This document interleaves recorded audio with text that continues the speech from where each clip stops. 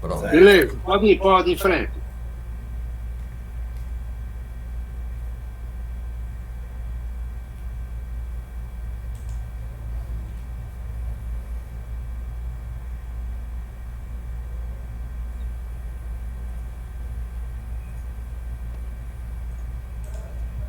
Tiago, você pode começar, viu? Certo. É que eu apertei F5 aqui para iniciar a apresentação, mas eu dei foi reload na página. Acontece. Pronto, estão vendo aí, né? Sim. Boa tarde a todos. Eu sou Tiago Varela, sou aluno do 5º período de Engenharia Química e vou falar um pouco para vocês sobre os processos de separação no refino de petróleo. Bom, inicialmente, por que refinar o petróleo? O petróleo é uma mistura multicomponente e uma mistura complexa. Então, para que a gente faça uso desses componentes de forma adequada, é necessário separá-los. Para separá-los, entra em cena as refinarias. E quando se planeja uma refinaria, pensa-se basicamente em 2 esquemas de refino. Uma refinaria para a produção de combustíveis e de matérias-primas petroquímicas, ou uma refinaria para a produção de lubrificantes e produção de parafinas. Os processos de refino de petróleo, eles podem ser agrupados em 4 grandes grupos. São eles os processos de separação, os processos de conversão, os processos de tratamento e os processos auxiliares. Como foco dessa apresentação, nós vamos ver mais detalhadamente os processos de separação. Esses são processos físicos, então eles separam esses componentes por diferenças das propriedades físicas desses componentes, como o ponto de ebulição e solubilidade, sem que haja qualquer alteração na estrutura química desses componentes. Existem diversos processos de separação. Dentre eles, nós vamos ver aqui nessa apresentação a destilação atmosférica, que é a base de todo o processo de refino, a destilação a vácuo. Esses 2 processos, como são tema do próximo seminário, eu não me aprofundei muito neles. Então, eu vou falar sobre o processo geral, mas eu vou detalhar mais esses outros processos, já que esses aí são um tema específico. Os processos que eu vou comentar mais a fundo são a desasfaltação a propano, a desaromatização a furfural, a desparafinação a metil-isobutilcetona, a desoleificação a metil-isobutilcetona, a extração de aromáticos, sendo esses 5 últimos exemplos de extração por solvente, ou extração líquido-líquido, e também vou comentar sobre o processo de adsorção de parafinas lineares. Para começar, a destilação atmosférica. Aqui nós vemos uma coluna de destilação atmosférica, aqui uma coluna de destilação a vácuo, e nesse processo, a carga é o petróleo bruto. Esse petróleo bruto, ele é desmembrado em suas frações básicas por diferença nos pontos de ebulição dos componentes. É necessário que haja nesse processo um controle da temperatura e que essa temperatura máxima não ultrapasse por volta de 400 graus Celsius, porque acima dessa temperatura, alguns componentes podem sofrer craqueamento térmico. O processo é bastante simples. O petróleo bruto ele é aquecido em um forno, ele entra na coluna, o vapor vai subir e o condensado vai descer e eles vão ser fracionados pela diferença no ponto de ebulição. À medida que esse vapor sobe na coluna, aqui representado pelas setas, ele entra em contato com o condensado e troca calor com esse condensado. Nisso, 2 coisas acontecem. A primeira é que as frações mais pesadas presentes nesse vapor, elas vão condensar. E as frações mais leves presentes no condensado, elas vão vaporizar e subir na coluna.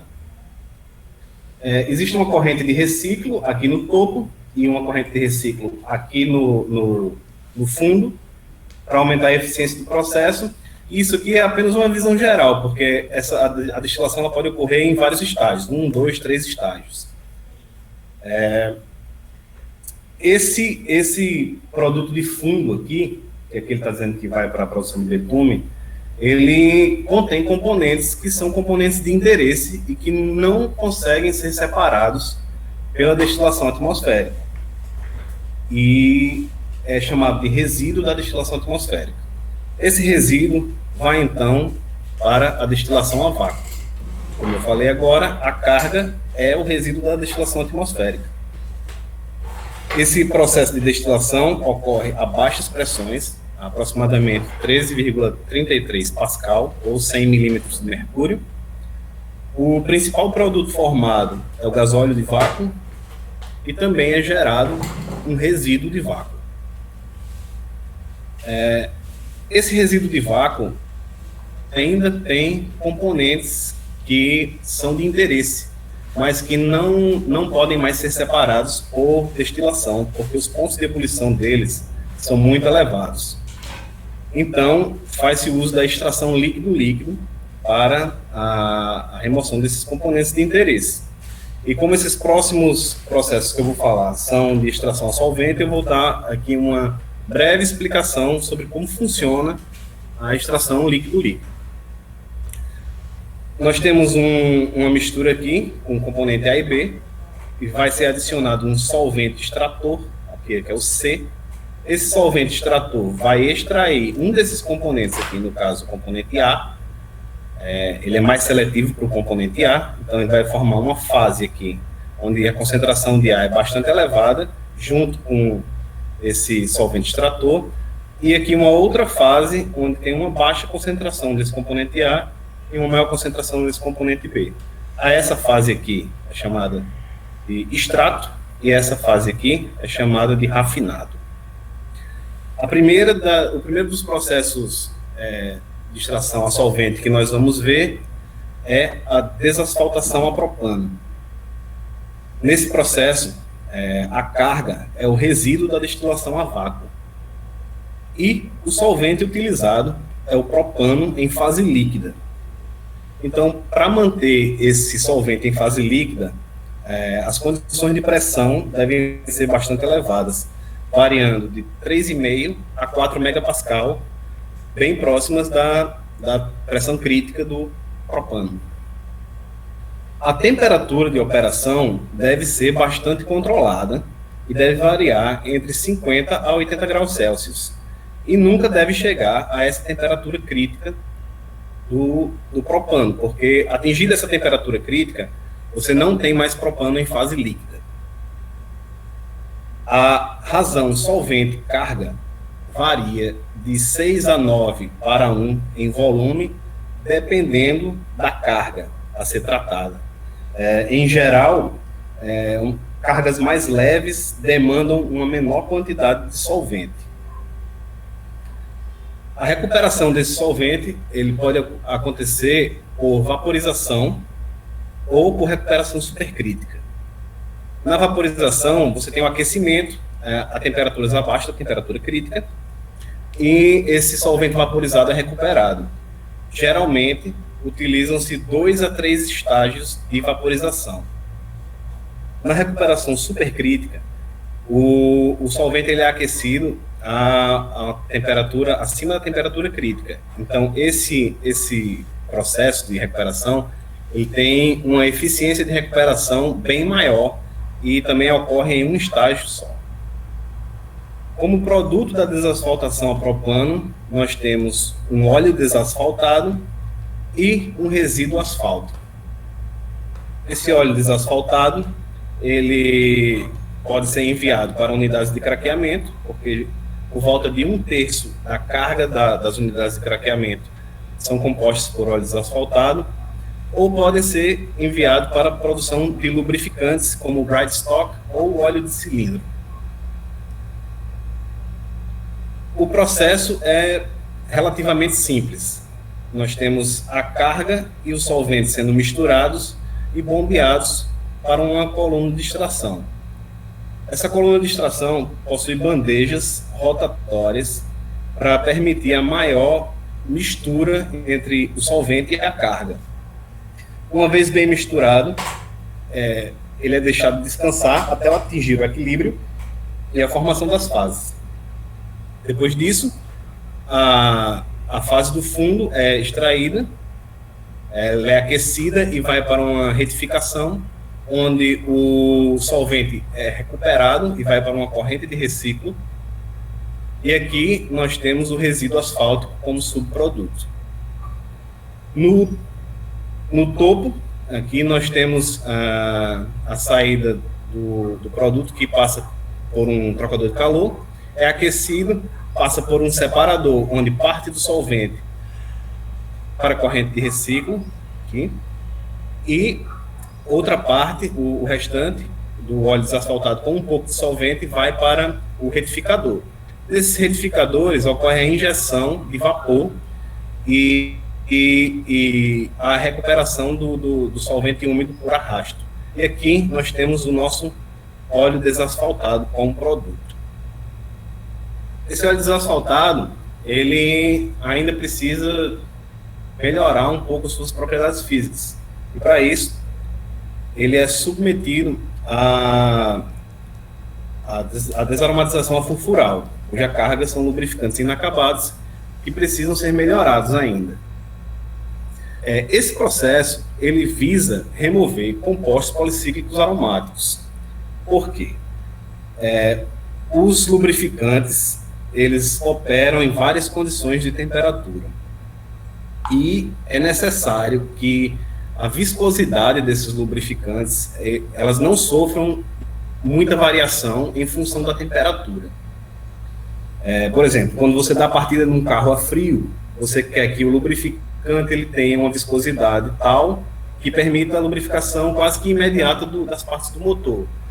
Mas você também quer que, quando o motor atinja a temperatura normal de funcionamento, esse lubrificante não perca viscosidade, de modo que haja perda da capacidade de lubrificação. Então, com a extração desses compostos policíclicos aromáticos, você vai ter uma elevação do chamado índice de viscosidade, que é uma medida do quanto a viscosidade varia em função da temperatura, onde quanto maior esse índice de viscosidade, menor será a variação da viscosidade em função da temperatura. O produto, então, da desaromatização a furfural é um óleo lubrificante de alto índice de viscosidade. E como subproduto, tem-se um extrato aromático. A temperatura de operação varia de 50 a 150 graus Celsius, dependendo da carga. Quanto mais densa for a carga, maior será a temperatura de operação, para que haja uma melhor solubilização do furfural e uma melhor eficiência de extração. A razão solvente e carga também depende da carga a ser tratada. Em geral, quanto mais leve é a carga, menor é a quantidade de solvente que é necessária. No passado, esse processo de extração utilizava como solvente o fenol, mas com o advento do furfural, que tem uma seletividade maior e também uma menor toxicidade, esse processo de extração com fenol tornou-se obsoleto. Em geral, o rendimento dessa desaromatização varia de 60% a 80%, dependendo da carga, de óleo lubrificante isento de furfural. O processo é basicamente o mesmo processo da desasfaltação a propano, com exceção de uma fase inicial de tratamento da carga. A carga inicialmente tem que passar por um desaerador para a retirada do oxigênio. Por quê? Como o solvente utilizado aqui é o furfural, e o furfural é um aldeído, o aldeído em presença de oxigênio, ele oxida facilmente em ácido carboxílico. Dessa forma, você vai ter, além da perda de solvente pela conversão do solvente ao ácido, como você vai ter problemas de corrosão pela produção desse ácido. Então, essa etapa de desaeração é indispensável para esse processo. No mais, o processo é semelhante ao da desasfaltação. O solvente é misturado com a carga desaerada, é bombeada para a coluna de extração. Da mesma forma, tem aquelas bandejas rotativas, espera-se atingir o equilíbrio. No fundo, é retirado, que é aquecido, vai para o retificador e nós temos o extrato aromático. Esse retificador recebe a injeção do vapor, que arrasta o solvente, que vai ser conduzido para a corrente de reciclo. E no topo, nós vamos ter aqui o produto indo para o separador, o solvente vai para o reciclo e o óleo desaromatizado vai para o retificador, onde ele vem aqui puro, isento de furfural, e o solvente vai para a corrente de reciclo. Esse óleo, ele ainda pode passar por processos de melhoria. Entre eles, a desparafinação a metil-isobutilcetona, cuja carga é o óleo desaromatizado. Esse processo, ele tem o objetivo de remover as parafinas de alto ponto de fluidez. Essas parafinas, elas podem causar problemas de escoamento, levando a baixa capacidade lubrificante e podendo causar danos aos equipamentos que usam esses lubrificantes. São necessárias baixas temperaturas para a cristalização dessas parafinas, para posterior remoção por filtração. Variam de menos 18 a menos 4 graus Celsius, dependendo da carga. Menos 18 para o óleo tipo spindle e menos 4 para óleo de cilindro. O solvente utilizado é a metil-isobutilcetona, mas já foi utilizado também uma mistura de metiletilcetona e tolueno em proporções de 1:1. Porém, a metil-isobutilcetona ela tem uma maior seletividade, produz um produto de maior qualidade e elimina também etapas de mistura. A razão solvente-carga varia de acordo com a carga, podendo ser de 2:1 para óleo do tipo spindle e 4:1 para óleos residuais, como Brightstock e óleo de cilindro. O processo ocorre da seguinte forma: o óleo desaromatizado entra, sofre uma injeção do solvente, ele é aquecido, resfriado e vai passar por um conjunto desses dois resfriadores aqui, que são chamados de chillers.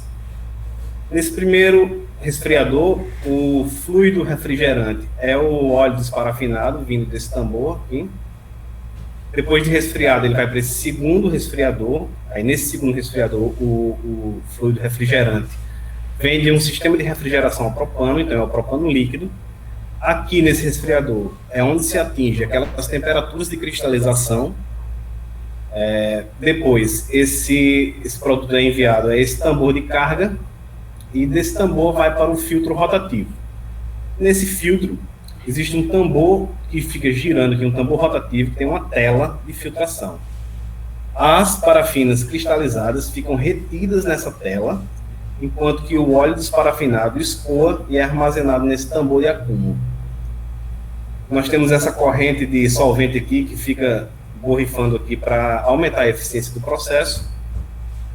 E a parafina ela é captada aqui por um sistema de serpentina ligada a vapor de água, e essa parafina oleosa é recuperada aqui. Essa parafina ela vai ser utilizada em outro processo. Daqui do tambor de acúmulo de filtrado, ele passa aqui nesse resfriador, porque ele é o fluido refrigerante, e daí então ele vai passar por um processo de recuperação aqui do solvente. E passa por um flash a baixa temperatura, e recupera uma fração do solvente seco. Em seguida, ele é aquecido por volta de 200 graus, passa por um flash a alta temperatura, onde uma nova fração do solvente seco é recuperada. Em seguida, ele vai para uma unidade de retificação, onde é injetado vapor que arrasta o restante do solvente e vai para a recuperação. E aqui nós temos o nosso produto, que é o óleo desparafinado. Essa parafina oleosa, ela vai para esse próximo processo que vamos ver agora, que é a desoleificação a metil-isobutilcetona. Essa desoleificação ela é um prolongamento da unidade de desparafinação, cuja carga, como eu falei, é a parafina oleosa. E ela gera dois produtos. A parafina dura, que é posteriormente mandada para o hidrotratamento para ser comercializada, e a parafina mole, que vai para unidades de craqueamento. O processo de desoleificação é idêntico ao de desparafinação, porém, as condições de diluição, resfriamento e filtração são mais severas. Aqui, nós vemos que a parafina oleosa, ela recebe a injeção do solvente, passa pelo primeiro resfriador, pelo segundo resfriador, vai para este tanque de acúmulo e para o primeiro filtro. Nesse segundo resfriador, ocorre a cristalização da parafina dura. Então, é a parafina dura que é separada nesse filtro. Então, aqui nesse tambor de acúmulo, vem a parafina mole. A parafina dura, então, vai para esse tambor e passa por um segundo filtro, onde esse segundo filtro é para extrair o solvente. Então, o resto do solvente vem aqui para o reciclo. E a parafina dura vai para uma seção de tratamento, passando por um flash a baixa temperatura, aquecimento e um flash a alta temperatura para a recuperação do solvente seco. E depois passa pela unidade de retificação, onde a injeção de vapor arrasta o restante de solvente que ainda esteja presente. Com isso, nós temos a parafina dura como produto, que vai ser destinada para o hidrotratamento antes de ser comercializada. Aqui nesse tambor, nós temos o acúmulo da parafina mole, que vem também para as mesmas etapas de tratamento, passando por um flash a baixa temperatura, aquecimento e um flash a alta temperatura, recuperando o solvente seco, e depois vai para a unidade de retificação, onde o restante do solvente é extraído. E aqui nós temos a parafina mole, que vai para as unidades de craqueamento. O último processo que envolve extração líquido-líquido que vamos ver é a extração de aromáticos, cuja carga é uma nafta advinda da unidade de reforma catalítica. E tem como objetivo remover produtos de alto valor de mercado, como os BTX, que são o benzeno, tolueno e os chilenos. Aqui eu só representei o hortileno, mas ele recupera todos os chilenos. Como solvente dessa operação, utiliza-se hoje o tetraetilenglicol, mas também pode ser utilizado a N-metilpirrolidona com monoetilenglicol e também o dióxido de tetrahidrotiofeno, ou sulfolane, que é a marca. Esse aqui era muito usado pela Shell. Na pesquisa que eu fiz, eu vi que a Shell usava esse solvente. Como produto, nós vamos ter uma fração aromática e uma fração não aromática. Eu tentei buscar dados de custo, mas os dados que eu encontrei estavam bastante desatualizados. Então, eu não coloquei aqui, mas só para ter uma ideia, em 2002, o custo de implantação de uma unidade dessa, de recuperação de aromáticos, variava de 40 a 55 milhões de dólares. E com isso, como esses produtos, esses BTX, têm um alto valor de mercado, essa era uma unidade que apresentava boa lucratividade. O processo de extração é bastante simples. A carga entra junto com o solvente na primeira coluna de extração, onde saem compostos mais leves que o benzeno, e o restante vai para uma segunda coluna de extração, onde saem compostos mais pesados que o chileno. Aqui sai um concentrado de aromáticos que vai para a unidade de recuperação, e nessa unidade de recuperação nós vamos ter a obtenção dos BTX, que vão ser posteriormente separados para comercialização, e aqui nós temos um rafinado. Por fim, vamos ver aqui o processo de adsorção de parafinas lineares. Esse processo tem como carga o querosene advindo da destilação. E ele visa remover parafinas lineares desse corte.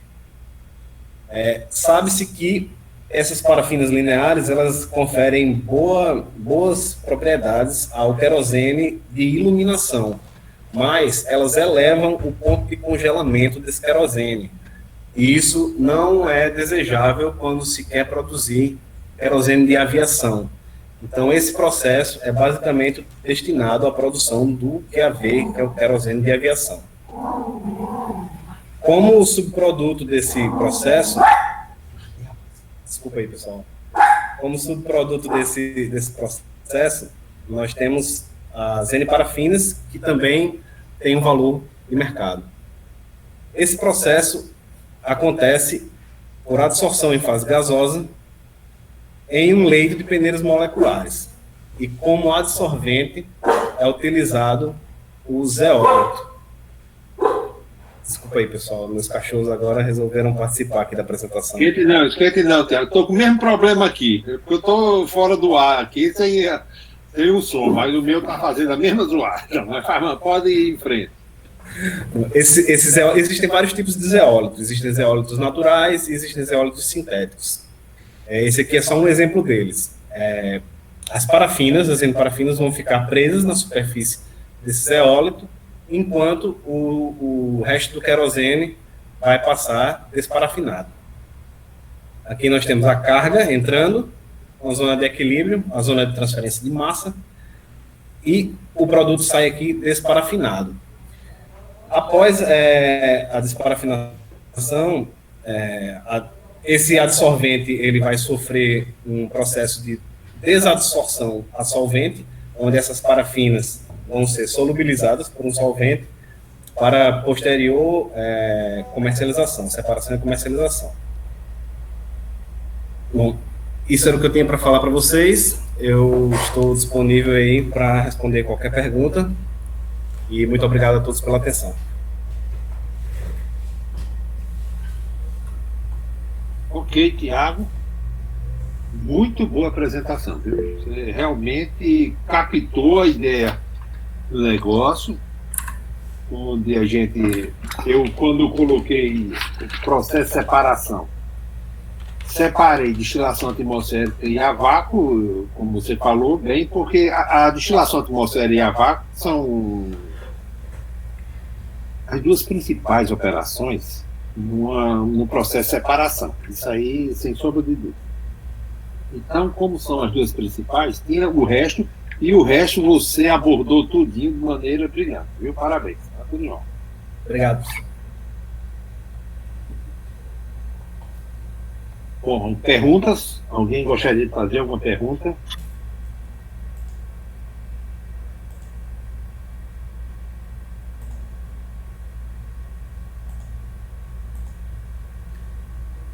O senhor Oswaldo vai fazer alguma pergunta? Eu vou fazer sim. Mas aí era bom o pessoal participar também, né? Mas pronto. Tudo bem, Oswaldo, bota esse pessoal para participar.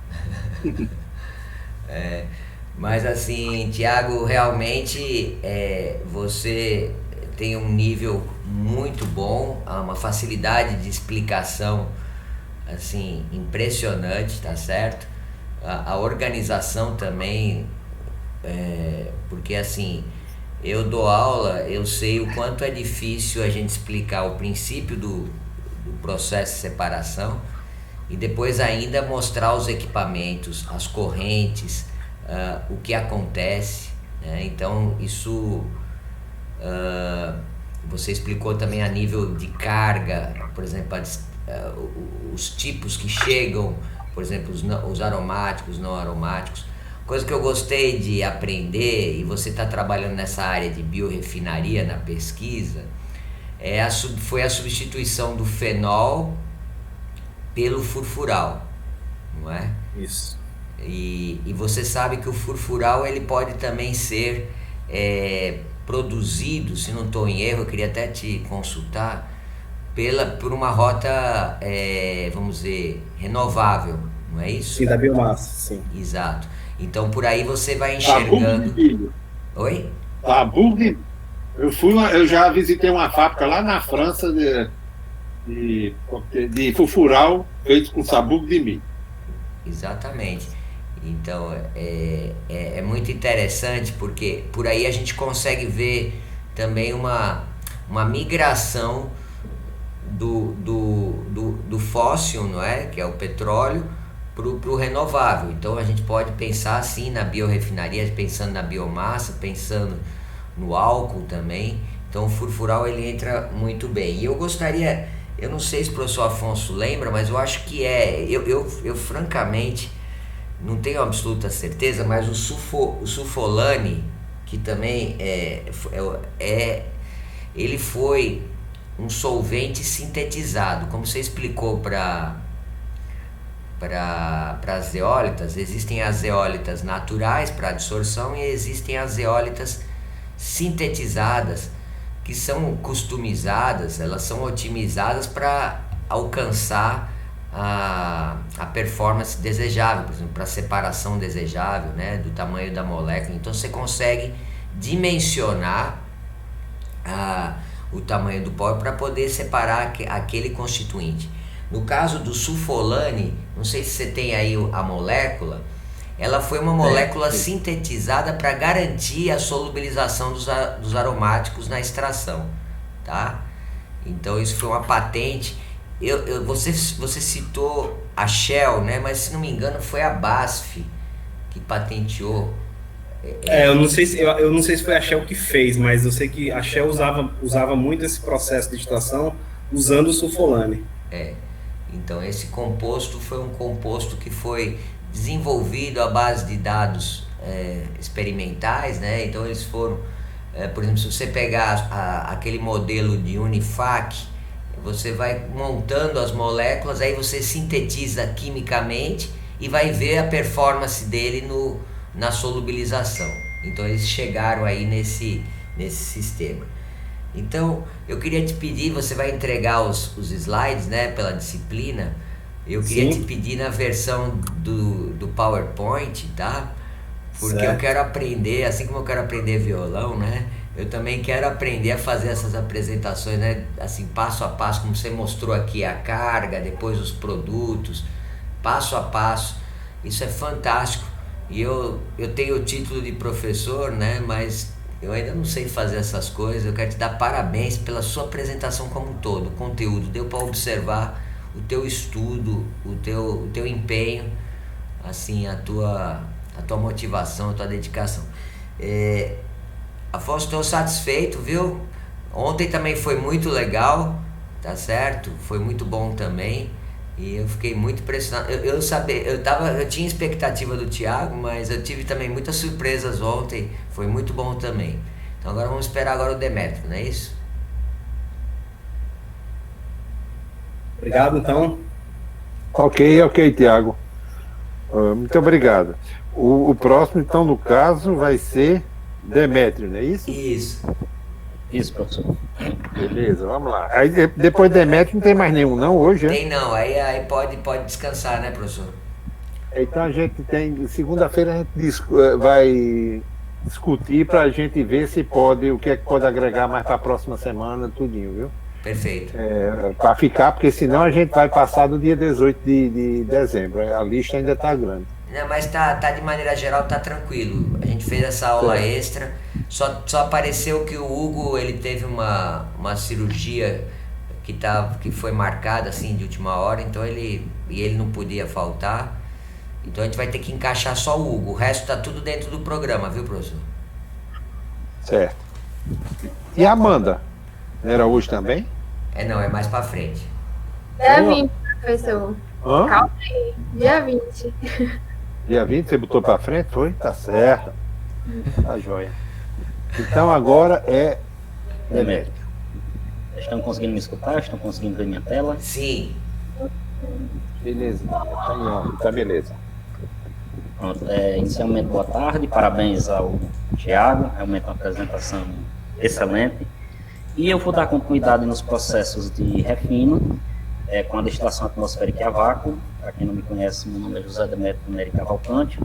Faço parte do programa de pós-graduação em Engenharia Química. E vou apresentar agora sobre os processos, a principal etapa dos processos de refino. Seria os processos de destilação. Inicialmente, o que é destilação? A destilação é um processo físico de separação de soluções. É um processo extremamente simples, onde você pega uma solução e aquece. O componente mais volátil dessa solução irá vaporizar. Esse vapor posteriormente condensado e retirado para um outro recipiente. Na realidade, um processo extremamente simples, muito utilizado em laboratório e que possui uma ampla versatilidade, uma ampla aplicabilidade. Existem dois tipos de destilação. O primeiro seria o da destilação simples, que é utilizado para a separação de misturas sólido-líquido. Um exemplo bem comum seria a separação de água e sal, onde após aquecimento a água é vaporizada e é retirada e posteriormente condensada. E a água salobra, o excesso de sal fica no recipiente. E a destilação fracionada, que é utilizada em soluções líquidas, é uma mistura líquido-líquido, onde frações de líquidos serão separadas. Sempre o líquido mais volátil é vaporizado novamente, posteriormente condensado e separado. Vale a pena salientar de que a destilação fracionada, na mistura, os componentes não podem formar uma mistura azeotrópica, ela não pode formar isso, porque senão no processo de ebulição, no processo de fervura, termo mais simples, né? Os dois componentes, dois ou mais componentes, irão vaporizar ao mesmo tempo. Entendendo a ideia geral do que seria a destilação, podemos passar para a destilação no refino do petróleo. Como sabemos, o petróleo, na realidade, é uma mistura, uma solução em uma quantidade enorme de componentes orgânicos, dos mais variados tipos, sejam eles leves, pesados, de cadeias carbônicas grandes ou pequenas. E o processo de destilação entra justamente para começar esse processo de separação. Essa separação é uma separação, como falado anteriormente, no slide anterior, é uma destilação fracionada, serão frações de líquido que serão, desse fluido, que serão separados por meio dos seus pontos de ebulição. O processo acontece em uma coluna. Quando o fluido entra na coluna, ele entra pré-aquecido, e no interior da coluna ele é aquecido, forma-se o vapor sobe na coluna, existe um gradiente de temperatura nessa altura, no decorrer do comprimento e altura dessa coluna, existe um gradiente de temperatura. Quanto mais se sobe nessa coluna, menor é a temperatura. Quando uma temperatura diminui, os componentes mais voláteis estão na forma vapor. Quando chegam às partes superiores, condensam-se, e essas frações condensadas podem ser retiradas e serem encaminhadas a outros processos de refino, que foi também comentado pelo Tiago. O processo de destilação, apesar de ser extremamente importante e presente em toda planta de refino, é um processo extremamente caro.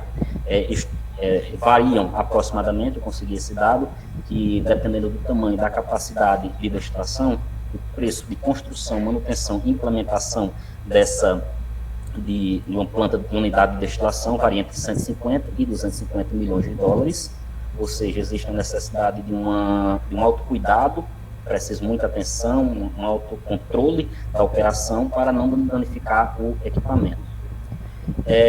O processo acontece em colunas verticais e pode acontecer por meio de duas maneiras. Pode ser uma coluna de destilação atmosférica ou a vácuo, como também foi comentado pelo Tiago. A unidade de destilação pode ser dividida em 3 seções. Isso é a unidade de destilação, não o processo de destilação em si, que é a dessalinização, a destilação atmosférica e a destilação a vácuo. O processo de dessalinização é logo quando o petróleo bruto entra na unidade, que o objetivo é, como o próprio nome diz, retirar o excesso de sais que vem junto com o petróleo bruto após o processo de exploração, após o processo de retirada dele do subsolo. Como ele vem do subsolo, é comum que sempre venha uma enorme quantidade de sais que que se degradaram do solo, que seria, por exemplo, sais como cloreto de sódio, cloreto de cálcio, cloreto de magnésio, que são os mais abundantes. Portanto, para evitar o processo de corrosão e de posterior incrustação, não só das colunas de destilação, como também da enorme quantidade de tubos que tem no processo de destilação, como também nos processos posteriores, existe a necessidade de retirada. Se essa retirada não ocorrer, a eficiência dos processos será comprometida, será drasticamente reduzida, pode ocorrer um entupimento das tubulações, provocando acidentes, e pode danificar os catalisadores de processos posteriores.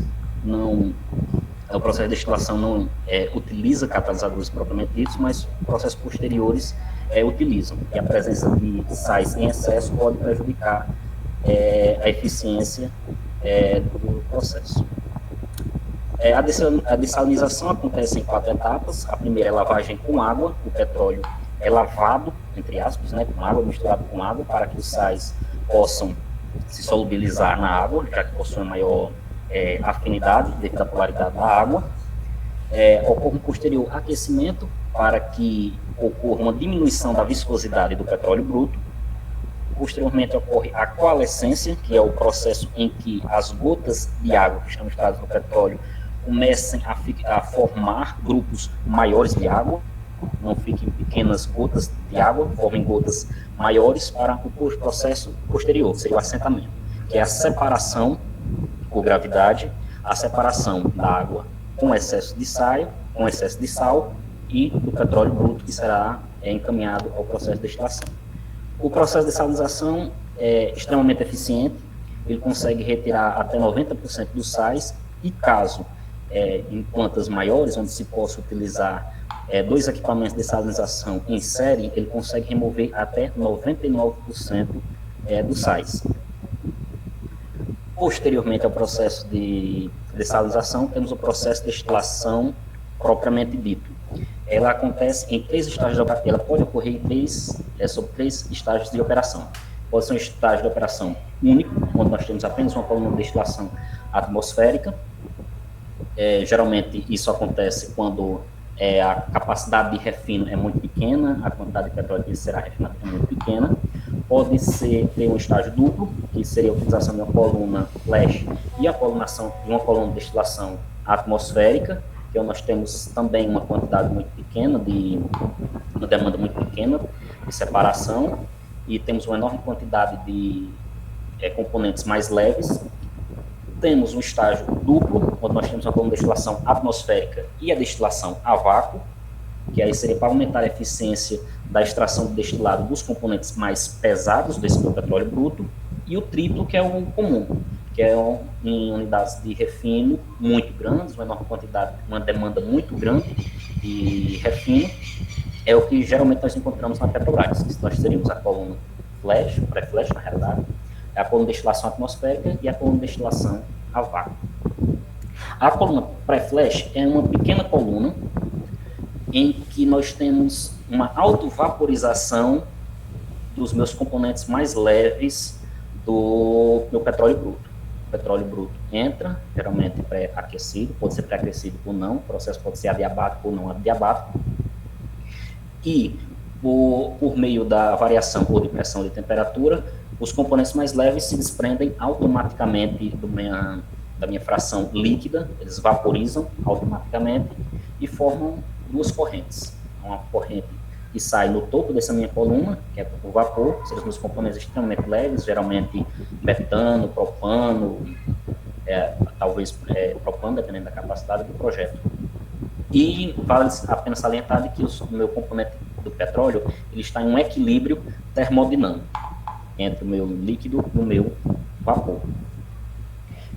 Geralmente ela é utilizada quando se deseja ampliar um processo de destilação pré-existente, ou quando se já observa uma enorme demanda, já no projeto de instalação de refino. A corrente de vapor, como eu já falei, tem correntes leves, como o GLP ou nafta leve, a minha corrente de vapor, que sai no topo, e a minha corrente de fundo vai diretamente para a minha coluna de destilação atmosférica. A coluna de destilação atmosférica é aquela presente em simplesmente todos os processos de refino, ela vai ter ela, independente de qualquer coisa.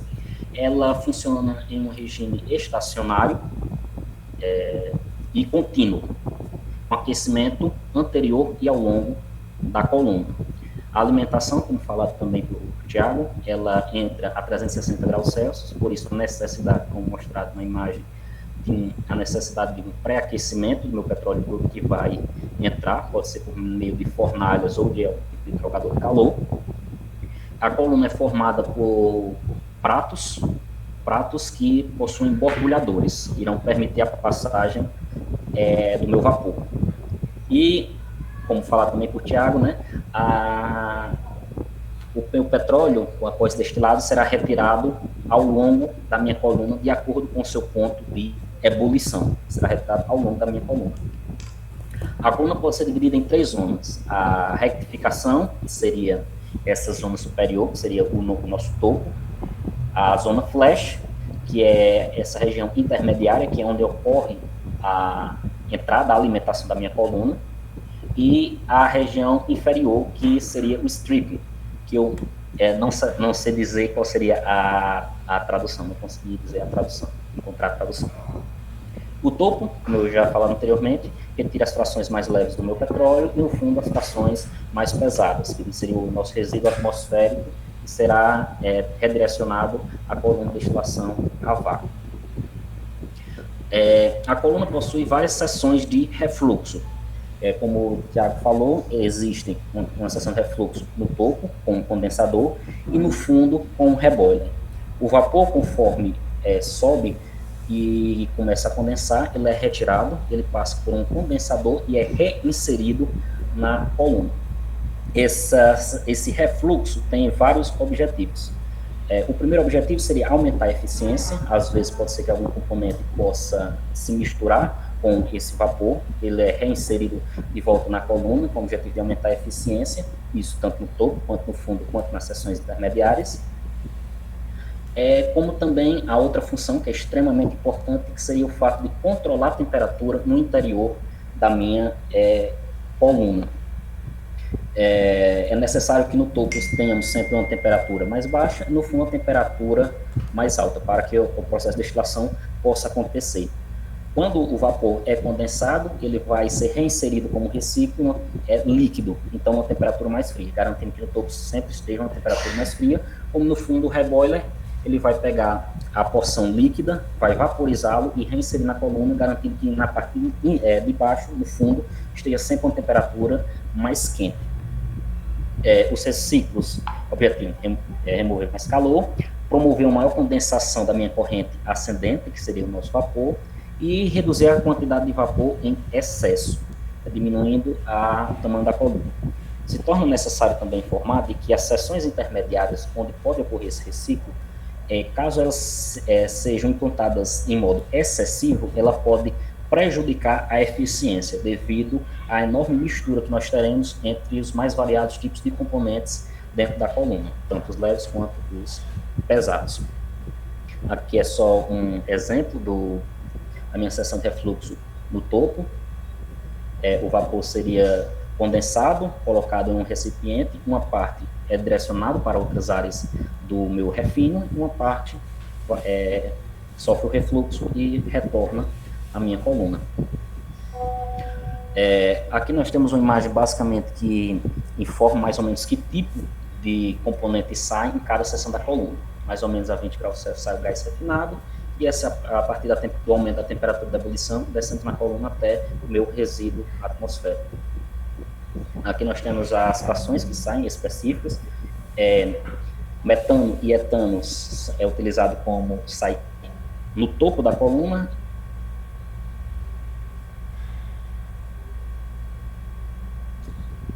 No aquecimento prévio do meu petróleo bruto. Metano e butano é utilizado como combustível doméstico, né, nosso gás de cozinha, como para uma série de outras finalidades. A nafta, que tem um ponto de ebulição entre 20 e 220 graus Celsius, é utilizado como matéria-prima para as mais variadas áreas da indústria petroquímica, pode ser utilizado como solvente. A querosene com ponto de ebulição entre 150 e 300 graus Celsius, que é muito utilizado como combustível para aviação. O gasóleo atmosférico, com ponto de ebulição entre 70 e 400 graus Celsius, esse seria o nosso diesel. O gasóleo a vácuo, que seria já uma fração da minha coluna de destilação a vácuo, geralmente redirecionada para as zonas de craqueamento. O resíduo do vácuo propriamente dito, da coluna de vácuo, com temperatura de ebulição acima de 570 graus Celsius, é utilizado como asfalto, geralmente, ou lubrificante, dependendo da capacidade de extração da minha coluna. A minha coluna de destilação atmosférica é auxiliada por vários tipos de equipamentos: a torre de destilação propriamente dito, a fornalha para pré-aquecer o meu petróleo bruto, uma quantidade enorme, grande ou pequena, trocadores de calor, dependendo da necessidade da minha coluna, que seria o caso do condensador e do meu reboiler, vasos de separação, bombas para o transporte, né, do petróleo bruto, e uma série de instrumentos de controle. Por ser um tipo de processo extremamente delicado, que trabalha com um material inflamável a altas temperaturas, a instrumentação para o controle do meu processo é extremamente necessário para evitar a ocorrência de acidentes.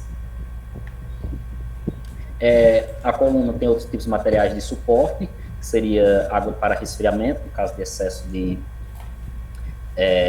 temperatura, como também utilizado nos trocadores de calor, vapor d'água, com a mesma finalidade, ar comprimido, energia elétrica e o sistema de proteção contra incêndio. Também se torna interessante comentar que na minha coluna de destilação, conforme vai se retirando os meus materiais, as minhas frações mais quentes, essa fração quente pode ser redirecionada a um trocador de calor para realizar a troca térmica, para evitar o desperdício de energia, e gera uma economia gigantesca, se bem utilizada. Como eu falei, é necessário o controle do meu equipamento.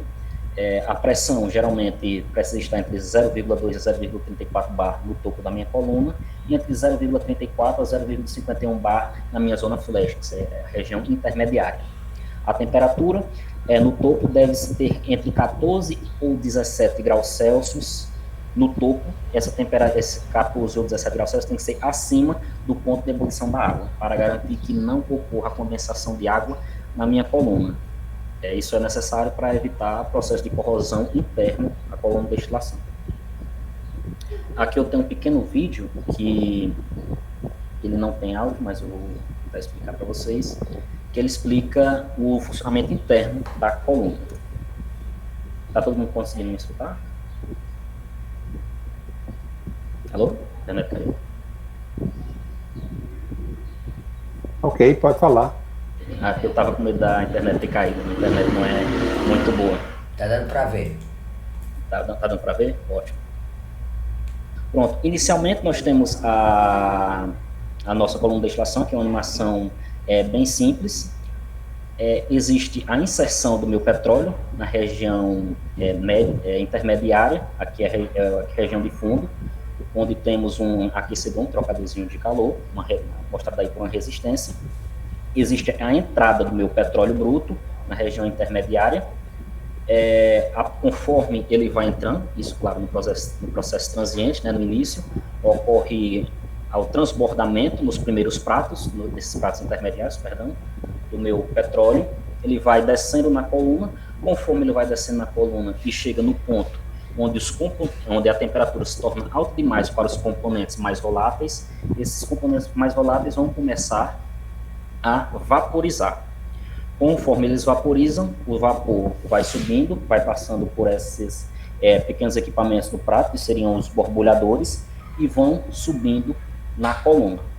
Como também explicado por Thiago, numa pequena animaçãozinha que ele colocou no slide dele, conforme o vapor vai subindo nos pratos e entra em contato com o líquido mais frio, ele começa a condensar quando se chega na sua temperatura de ebulição.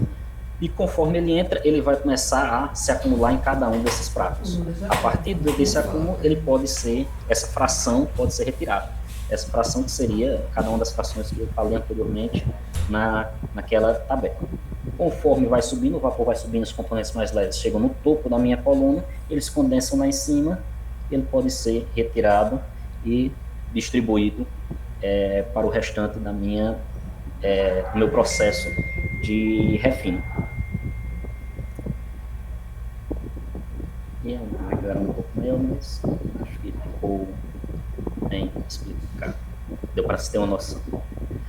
Pronto. Posterior à coluna de destilação atmosférica, temos a coluna de destilação a vácuo, que na realidade é uma coluna de destilação idêntica à outra. O processo de funcionamento é muito parecido. A diferença é que a pressão na qual o meu material, minha solução entra e é trabalhada nessa coluna, ela trabalha em pressões subatmosféricas, geralmente em pressões de cerca de 100 milímetros de mercúrio.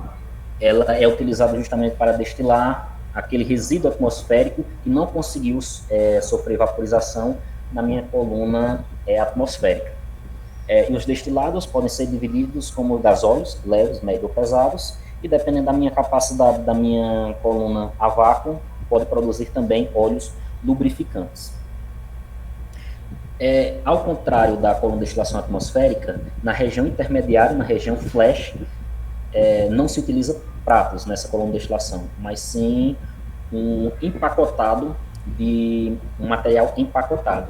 Isso é utilizado não só para auxiliar no processo de vaporização, mas para diminuir a queda de pressão no comprimento da coluna, para evitar que a pressão no interior, na parte mais inferior da coluna, no fundo, para garantir que nessa pressão no fundo fique subatmosférica. Eu disse que o processo do sistema de operação é extremamente parecido com a coluna atmosférica. As diferenças, além dos pratos, seria de que é adicionado a essa coluna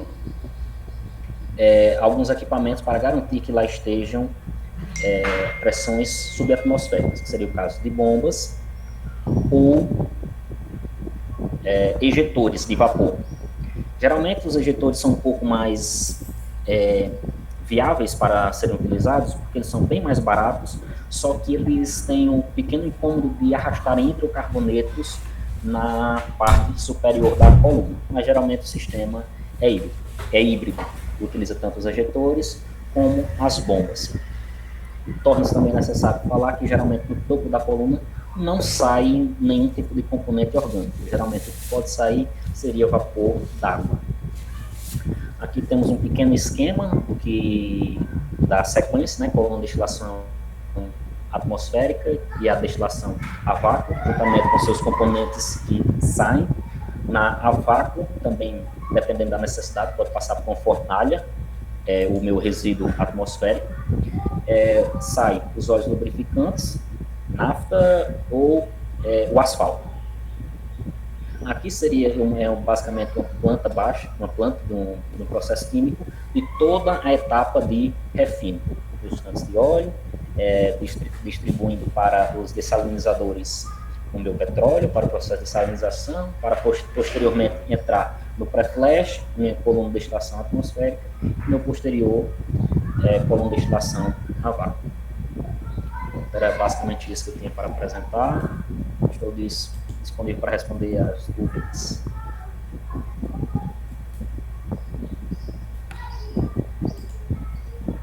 Muito obrigado, Demétrio. Muito obrigado. E pessoal? Mesmo. Isso, vai lá, Afonso. Vamos deixar aberto os alunos. Exatamente.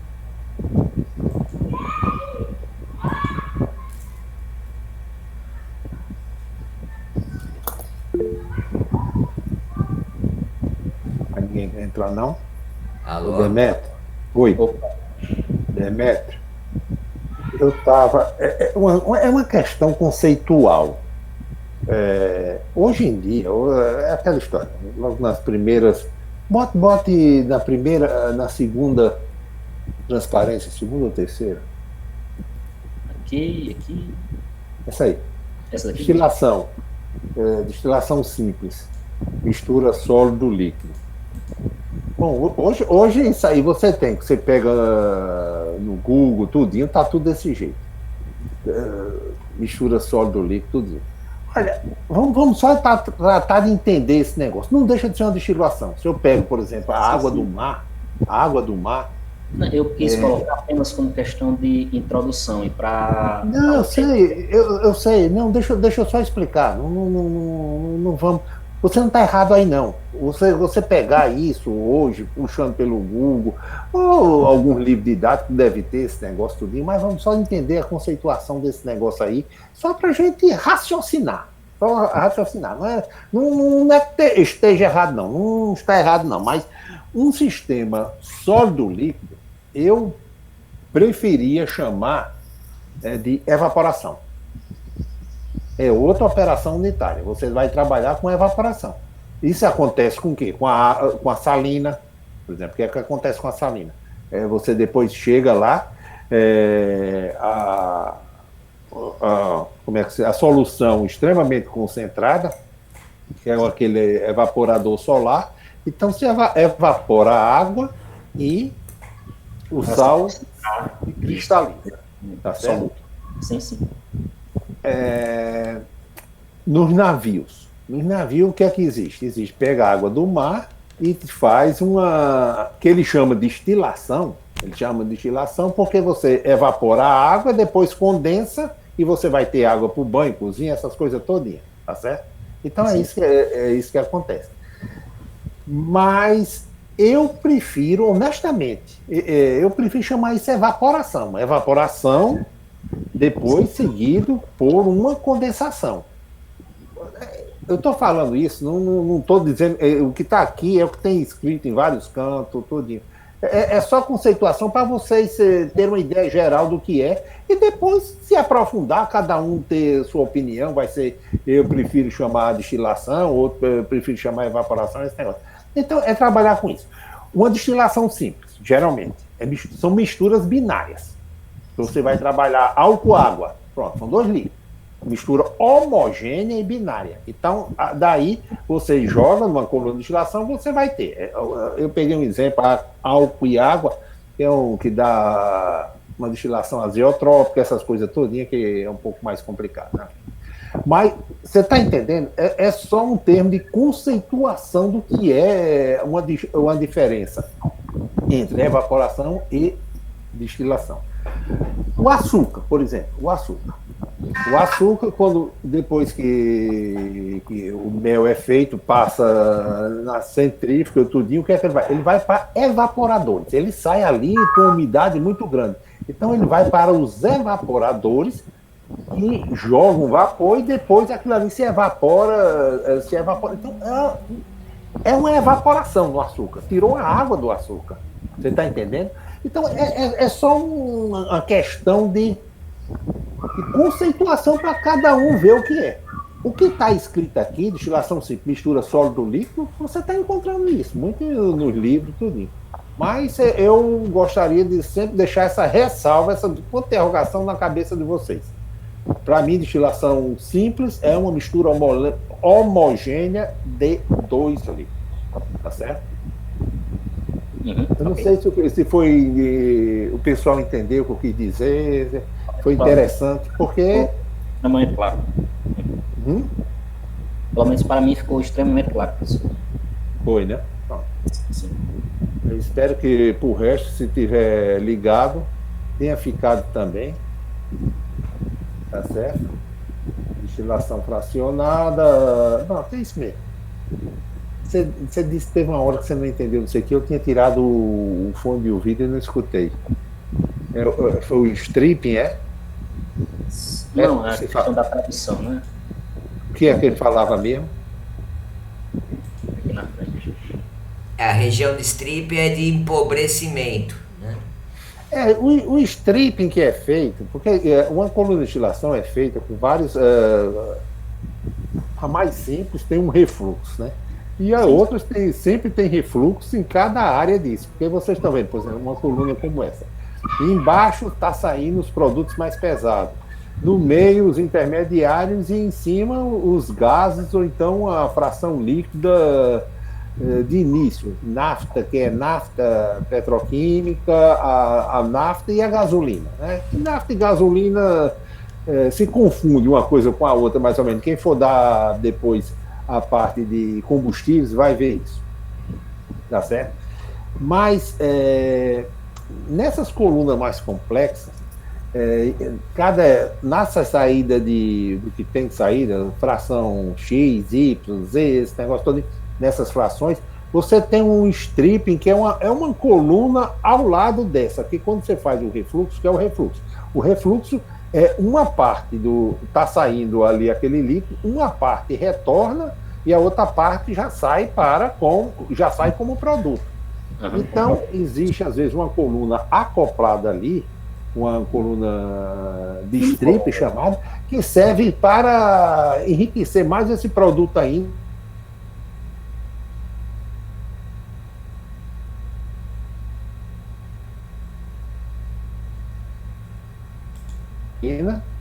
Então, você trabalha com a taxa de refluxo.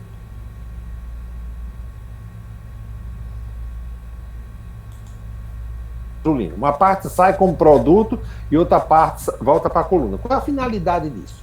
A finalidade disso é que a partir do momento daquele prato que você colocou, você está enriquecendo naquele prato, é líquido que vem, então aquele líquido vai descer e está subindo mais os vapores.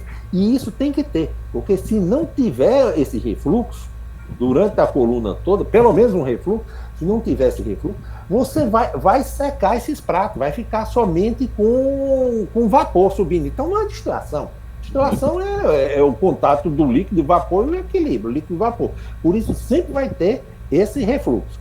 Agora, fora dele tem uma espécie de outra coluna que é o chamado strip, que é para enriquecer isso aí e é voltado já para o produto final daquela sessão. Certo? Isso. Gostou, Valdir? Escutar? Hein? Puxei pela minha cabeça aqui agora para me lembrar disso aqui. Faz muito tempo que eu não vejo isso. Né? Puxei pela minha cabeça agora. Tá certo? Tá certo. E o pessoal não vai perguntar, não? Acho que já tá todo mundo querendo. Essa parte, da parte de baixo, que é o resíduo atmosférico, é o chamado RAT, que aqui, por exemplo, a nossa refinaria aqui, lá em Guamaré, não tem unidade a vácuo, então esse RAT é o que é vendido tudo para combustível de navio. Está com preço bom, então é vendido tudinho. Antigamente, esse RAT aqui era misturado com petróleo daqui do Rio Grande do Norte, o excedente, alguma coisa desse jeito, quando tinha excedente de petróleo. Hoje em dia, praticamente, o petróleo que é produzido por aqui é destilado na refinaria. Então, esse RAT, esse resíduo atmosférico, era misturado com petróleo e enviado lá para Bahia, para a refinaria Landulfo Alves. Exatamente. Certo? Ok, pessoal. Então, mais alguém gostaria de fazer mais alguma pergunta? Não. Agradecer Beleza? ao Demétrio, obrigado pela contribuição, né? É isso, pessoal, que agradeço. Tá bom. Ok, pessoal. Então, bom final de semana. Viu? Obrigado, professor Afonso. Então, Zé, Zolinha, a gente se vê, a gente conversa segunda-feira. Tá certo? Combinado. Sobre a continuação da disciplina, ver esse negócio todinho, beleza? Tá certo. Ok, então. Tchauzinho para vocês, pessoal. Tome cuidado. Pay attention, como diz a Zolinha. Tchau. Bom final de semana aí. Tchau, Beleza, Demétrio. tchau. Bom final de semana. Parabéns. Valeu. Tchau, professor. Bom final de semana. Obrigado a todos. Tchau, pessoal.